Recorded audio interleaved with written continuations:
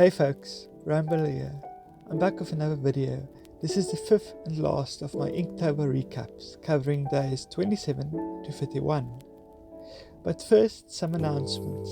As of the making of this video, I have gotten up to 44 subscribers. So a big thank you to everyone who has subscribed. I really appreciate you all, because we are now one step closer to 1,000 subscribers, and frankly, I can't wait. So please, like, comment and subscribe.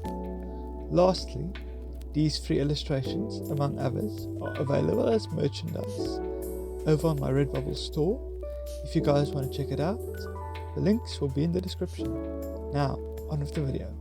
Inktober, for those who don't know, is a drawing challenge that runs during the month of October, where the goal is to draw every day. So basically, 31 days, 31 drawings. Draw every day and post to social media. Now then, the prompt for day 27 was onion.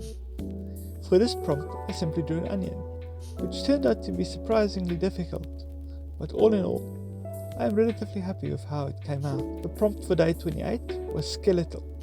For this one, I decided to draw a skeleton key, giving it a bony appearance and adding a skull to it. It was a lot of fun to draw. The prompt for day 29 was lesson. For this prompt, I decided to draw a bunch of textbooks with a skull on top, going for a slightly dark magic vibe. The prompt for day 30 was vacant. For this one, I drew an abandoned house. This was my first serious use of perspective, and I think it came out rather well.